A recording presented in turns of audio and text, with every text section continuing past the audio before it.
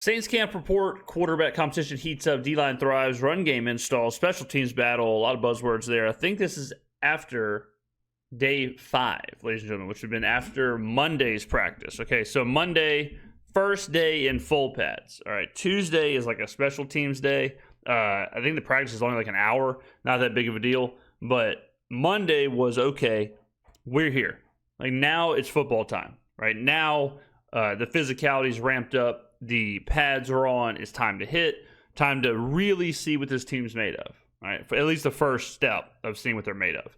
Thursday is the Hall of Fame game, right? And then a week from Sunday is the first Saints preseason game. So it's happening really fast. All right, Matthias. I'm not totally sure where he is, but Matthias is going to be talking to us here. Ross Jackson is on the phone. So we're going to react along the way. New Orleans Saints, their first full padded practice of training camp on Monday. Ross Jackson, LouisianaSports.net, Locked On Saints. He was there. He's here now. Ross, how are you, man? Hey, buddy. I'm doing great. Thanks for having me. Dude, it's our pleasure. By the way, hat tip. I know I've mentioned it many times, but Ross doing an amazing job at LouisianaSports.net with the camp reports. You're not going to find a more comprehensive report, more detailed report, and totally free. So get it all there at LouisianaSports.net. Let me begin with what I believe is the obligatory question for every camp practice.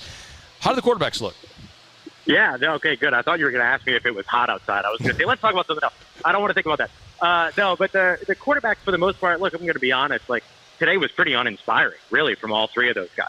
Yeah, so word on the street is that the offense looked a little discombobulated, okay? Which, expected, certainly not what you want to hear, but expected.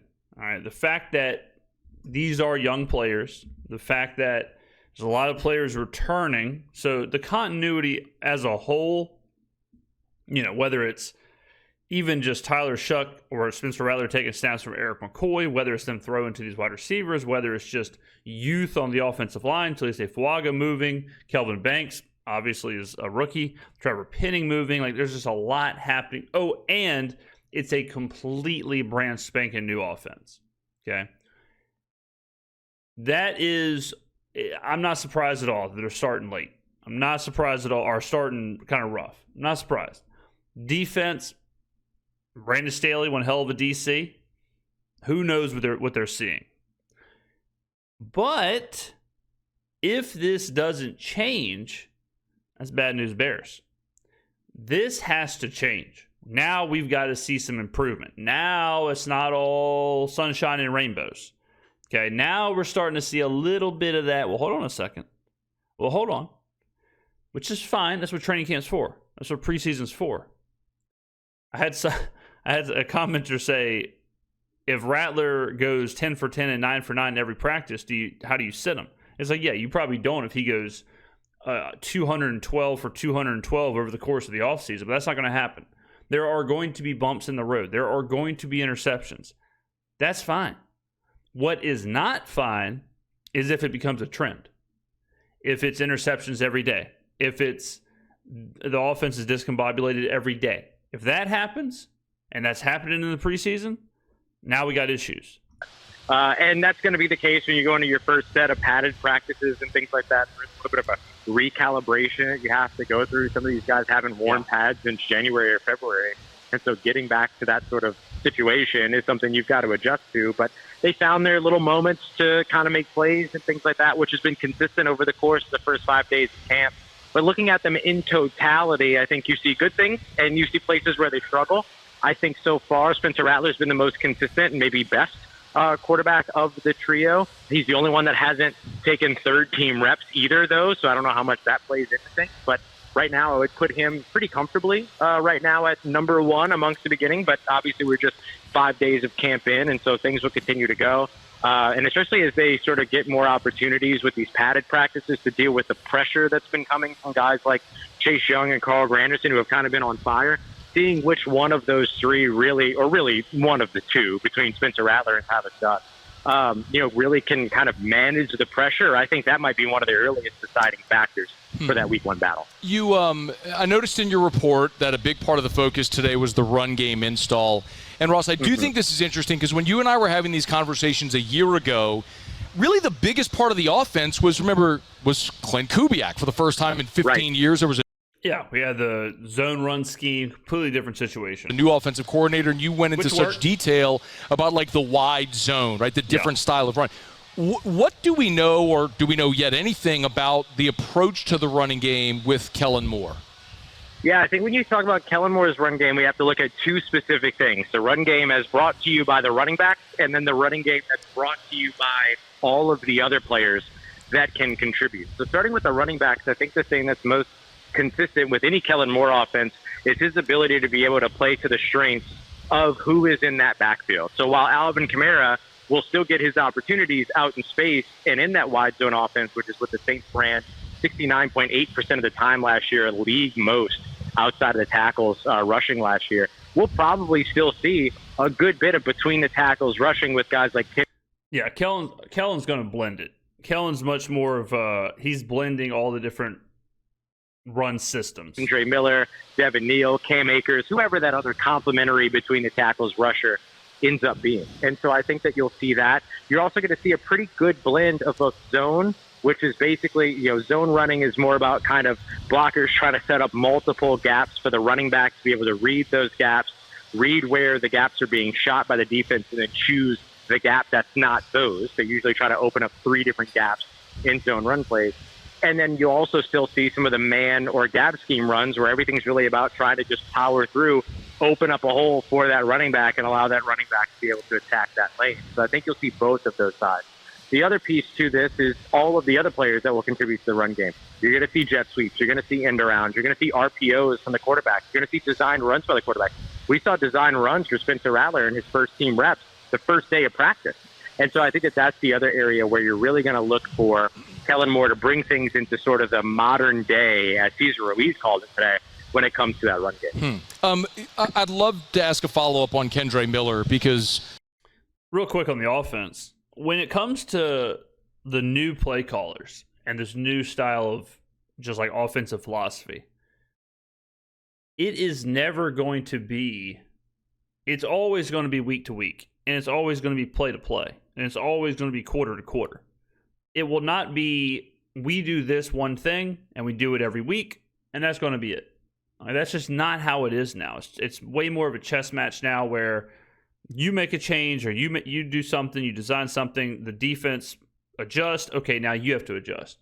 So I wouldn't get too lost in like this idea of we're just going to do the same thing every single game.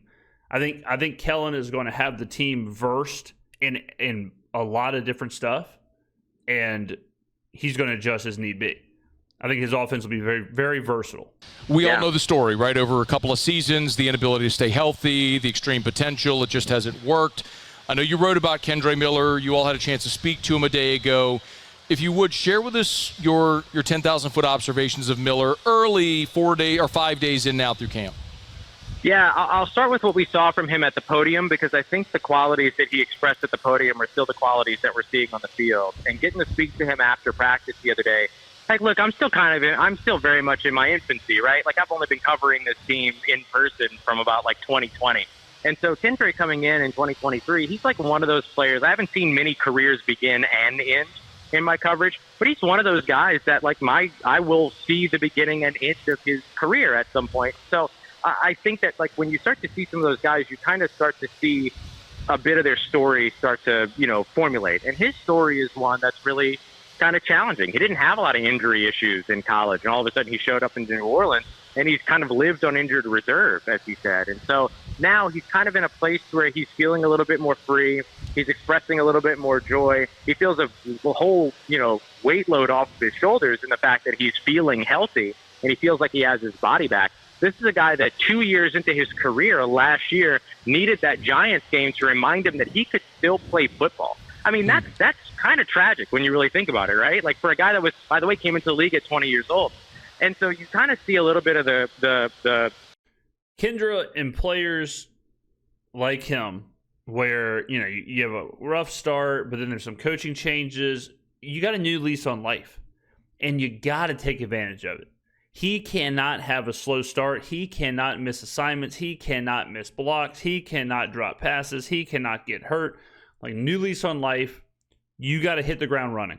And I mean, each player is different, but this absolutely is the chance for him to make good on all of the promise and the hype and the potential and all of that.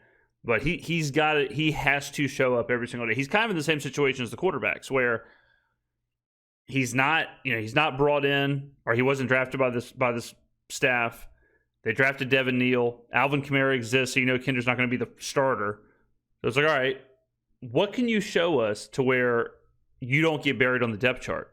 Because once you get buried on the depth chart as a second, third year running back, it's very difficult to get your way back up, because you're not getting carries, you're not getting touches, you have such a small amount of time that you can really impress. So he's got to really show out this training camp and this preseason.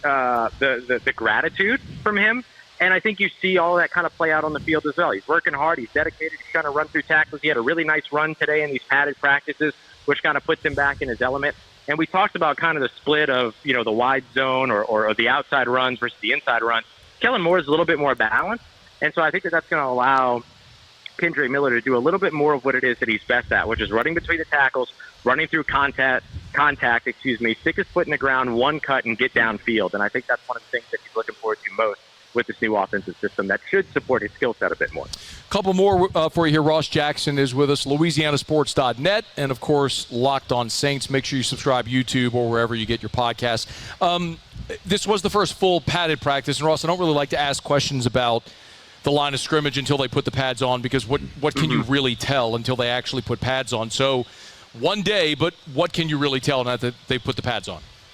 Yeah, look, either the Saints edge rushers, Chase Young and Carl Granderson, are really good, or the Saints tackles, Kelvin Banks Jr. and Taliesin Fuanga, are not doing a great job early on in practice. And that's always sort of the back and forth you got to take when it comes to, training camp. Is the offense good, or is the defense bad? Yeah, I mean, it is hard to balance, because for every success, there has to be a failure. For every failure, there has to be a success, right? Good, Chase Young's getting to the quarterback. Bad, Kelvin Banks Jr. has given up pressure. So it is a unique balance. Good, Quincy Riley's getting interceptions. Bad, quarterbacks are throwing interceptions. So you got to kind of, that's where context and all that stuff really comes in. But the defensive line is going to be the big question mark for the Saints. It is, as far as how successful they can be defensively, because of how bad that was last year, especially stopping the run. Getting to the quarterback helps everything. Getting to the quarterback helps your secondary. It helps everything, right? So if Chase Young and Carl Granderson can become who we think they are, all of a sudden that $17 million a year deal for Chase Young doesn't look too bad, huh? But I mean, Chase Young was good last year. Like we looked at these numbers a million times. He's top 10 in win rate. He was top 10 in pressures. Like, it's all there. He's got some moments where it can be a little lackadaisical. You wish he would convert some of those pressures to sacks. He gets a little wide on the angles when it comes to rushing the passer, and that's why he doesn't get the sacks, but he gets the pressures, whatever. If Chase Young can figure it out, he's still a very young player with a super high ceiling, former second overall pick. Carl Granderson is maybe the most, if not one of the most underrated pass rushers in the NFL. Would be nice if these two, could be the next Legion of Doom out there. Now, conversely, going to need to start hearing some good stuff about Kelvin Banks and Taliesin Fuanga. Same as what we were talking about with the quarterbacks. Okay, cool.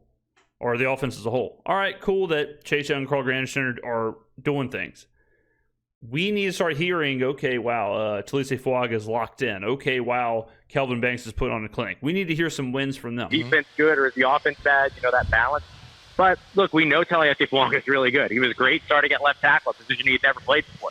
We know Kelvin Banks is really, really good. Outland Trophy winner, Lombardi Trophy, or Lombardi Award winner as well. Like, this is the guy that is an outstanding offensive lineman. And so I think the thing that we're learning is that guys like Chase Young and Carl Granderson getting to kind of stand up, or rather even pick their deployment, pick their alignment in this new Brandon Staley system, are being elevated big time. Those guys have been disruptive. They've consistently been in the backfield. I write 99 and 96 in my notes every single day. Now, we have heard that across the board that Brandon Staley is getting Chase Young, Carl Granderson, and Brian Brzee in really good situations to be really successful. A lot of people poo-pooed this Brandon Staley thing, and I've been a big Brandon Staley backer. I've been a big, I don't know, guys. I kind of like what he does defensively. I kind of like how he runs the defense. He's been good as a defensive coordinator.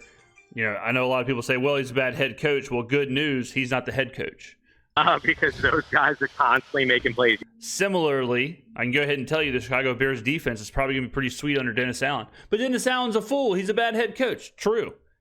Go look at his office. Under his name tag, it doesn't say head coach. The pressures or what we would call would-be sacks in a non-contact situation. These guys were top 17 to both of them. In pressures last year, the issue was finishing when they got to the quarterback. That's what we still need to see, and we won't see that until they stop hitting each other and start hitting players on other teams. But for right now, I think that if you're looking for a building block to feel a little bit of optimism about this thing's pass rush, it starts with Carl Granderson and Chase Young. The hitting others is really right around the bend when you look at the Saints heading out in a few weeks to California to practice and then take on the Chargers as the preseason schedule is just around the bend. Ross Jackson, hey, before you go, we probably are all guilty of not talking enough about special teams, but today, first full padded practice, anything worth noting with the specialists? Yeah, I got a couple things. I think right now one of the first things that you're looking at is, teams are really, really prepping to cover kicks. And I know that sounds like, oh, duh. But, they made that rule change this year to where the kickoff out of the back of the end zone now, instead of taking you to the 30, takes you to the 35. And that's enough to change. Yeah, that's a crazy. I mean, that's wild. Change the way that teams play special teams across the league when it comes to kickoff. And so a lot of the physicality that we saw kind of got picked up during those special teams drills where they were running a little bit of that kickoff coverage, getting ready for, right field, left field, these types of things. So that's one thing. I will say Blake Groupie, you and I had talked about the kicker battle before the season, before training camp started. Blake Groupie is off to a fantastic start. He's 14 of 15 so far through camp, with his one miss being from about 49 yards during a random rain downpour that happened during day 3 of camp. And he hit a 51-yarder today that would have been good from 60 pretty easily. And he's hitting everything right down the middle. So Blake Groupie looks really, really good during this camp. He's kind of running uncontested right now with Charlie Smith struggling a bit, 5 of 10 so far, and a lot of his misses between 40 and 50, and that's been consistent for him. So accuracy is still a thing for Charlie Smith to get figured out. But right now, Blake Groupie is looking really, really solidly placed to continue to be the starting kicker for the team, and probably a more successful season than we've seen for him over the course of the past couple of years. It's crazy. Blake Groupie, I mean, it wasn't too long ago we were talking about people still saying they wanted Will Lutz, but yeah, Groupie's been good. Groupie's another one where it's okay, he's been good. He's been fine. We can kind of just, until he gives us a reason to try and move off of him, I'm all for King Blake. Ross Jackson on Twitter at Ross Jackson Nola, at Ross Jackson Nola. Subscribe to the Locked On Saints podcast. Make sure you read Ross's reports every day over at LouisianaSports.net. In all seriousness, I don't think you're going to find a more comprehensive report. I know I've edited them; they're 6 pages long, and free, by the way, and free at LouisianaSports.net. No paywalls. Go read them every day. Get your Saints coverage there at LouisianaSports.net. Ross, we appreciate it, man. Thank you. Sidebar, it blows my mind that some websites are still, it's mostly newspapers. They're still paywalling their website. You talk about just 2,000 and late. Brother, who the hell is paying $2, $3, $4 a month for some random newspaper's website when you can get all of the same coverage for free from a million different places, or just on Twitter? Some random newspaper in Louisiana, you want Saints coverage? $5 a month. Yeah, okay. Or I can go to LouisianaSports.net. I can go to Twitter. I can go to YouTube. I'm all over the place. Why would you pay for that? It's crazy that but I guess newspaper, that's the only way they can make money. it's just a brutal landscape for them. But yeah, that business model is so jacked up. Every time I go to I click on an article and it sends me to a website and it paywalls me, I'm thinking guys, if ESPN isn't a paywall in their website, I don't think some random newspaper in Biloxi should be a paywall. All right, ladies and gentlemen, padded practice. Monday is in the books. Tuesday is upon us. I think 11 is when they start. I think it's 11 to 12. But, All right, ladies and gentlemen, thank you for watching. I'll see you in the next video.